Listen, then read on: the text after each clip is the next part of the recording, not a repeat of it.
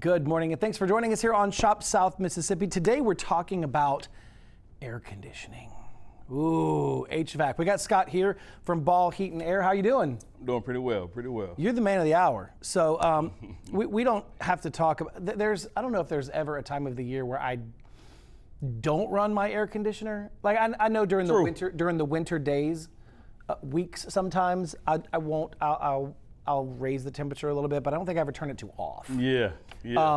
And so, you know, as we begin to get into those times of the year where it is significantly more use out of our system, what are some of those things that we need to do to prepare the system to make sure that it's living its best life, so that we can live our best life?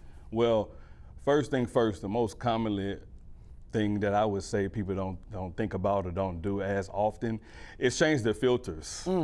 Yes. So you have filters that's 1 month, 3 months, every 6 months, change them. You know, that's something that I would definitely suggest people pay more attention to, because that can be something that if the airflow is not flowing through the house as adequately enough, it'll freeze up, things like that. So changing the filters can be a common thing, but also can be a common service call thing. Well, you know, and all filters are not created equally. No. You could get, so I know I've heard folks that have told me, when you get your power bill every month and you see that number, that's a good time to change the filter. Yeah. That's if you're on a monthly filter change, if you're buying them from maybe Lowe's, or you can get them now mailed to your house every month, and it's like when it gets in the mail, you know you got to change it. You can just get on the rotation. You have a filter here that you don't change every month. Yeah, these are our electrostatic filters right here. It's called the PMAC. These filters, you change them every 4 to 6 months. You know, and when you get on our like filter programs and things like that, because you can get these filters from us, basically we'll come out and we'll change them for you.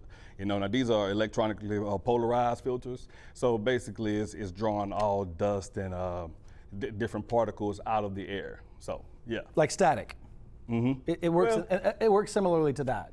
Yeah, but it's electrically charged. It's electrically charged. So things that flow through there, small particles, things like that usually would flow through a normal filter. Let's say the one you just spend $10 or $15 at the store on, these will basically be magnetically stuck to these filters right here. It does not bypass the filter, get into your blower, and then recirculate through your house. Build up on the coil. Exactly right. Nobody has time for that. Nobody has time for that. And that is not going to help your air conditioner live its best life. That air's got to flow through. Right, because ultimately, once this get clogged, or if all those particles not get caught, then you get built up on your coils.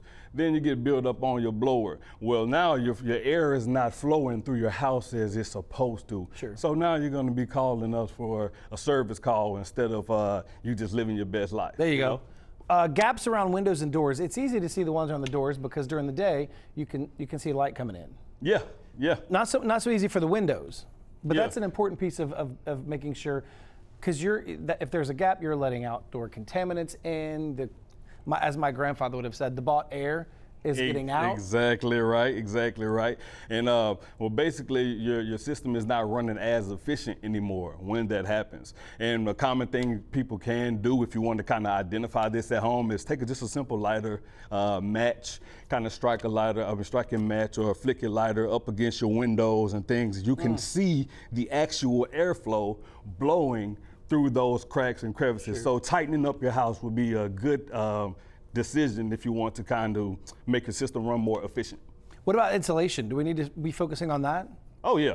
So honestly, that's one of the big things, because when people don't have, let's just say, the spray foam attics, if you have the normal insulation, that's creating a barrier between 140, 150 degree attic air and your ceiling and your home, where you're occupying that. So having enough insulation, as well as getting the new insulation blown in over time. And we do offer those services, okay? So once you do that, then you're creating that barrier from, let's just say, 140 degrees in your attic and 72 degrees in your home.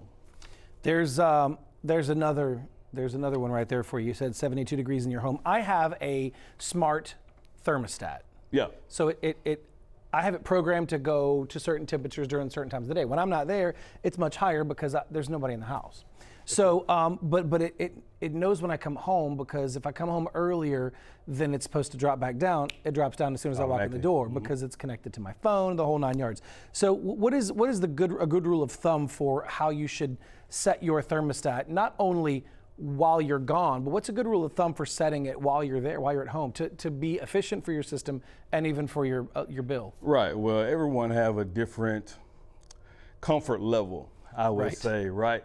So like if you have it 70 degrees, a little below 70 degrees, that's putting a lot of strain on the system, you know, but if that's your comfort level, that's perfectly okay. So when we say when you leave your house, you go to work, you just go out, you know you're gonna be gone for an extended period of time, bump that thermostat up 4 degrees, 6 degrees, things like that. 74 to 76 degrees is a good energy efficiency number, as well as your humidity is not going to build up in your house to the point where when you first come home, if you don't have a smart thermostat, you're not feeling sticky until you get to your comfortability level. So I would say somewhere in there, but just don't leave it to where if I like it at 71, I'm not going to leave my house and be gone for an extended period of time, leave it on 71, because now I'm using up some utilities that I don't really want to while I'm not there. What about maintenance? You guys offer maintenance? Oh yeah. So we offer maintenance, and that's a good thing to get done, especially around this time before it gets hot. You know, we offer the $69 tune-ups to people who's not our maintenance customers,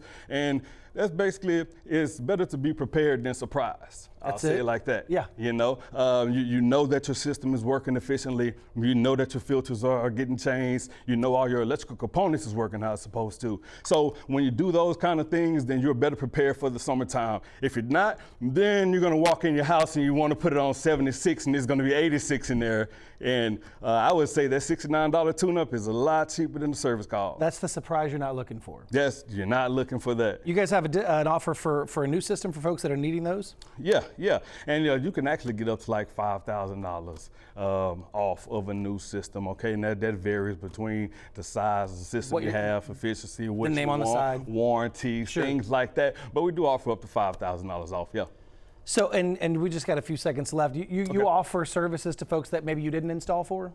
Yes, actually, we offer service to everyone who we didn't install the system for. That doesn't matter. We're well connected, so we'll just come to your house, diagnose your system, see what you need, and then we will have the resources available to help you out. No matter if you're our customer or not, you're going to be our customer.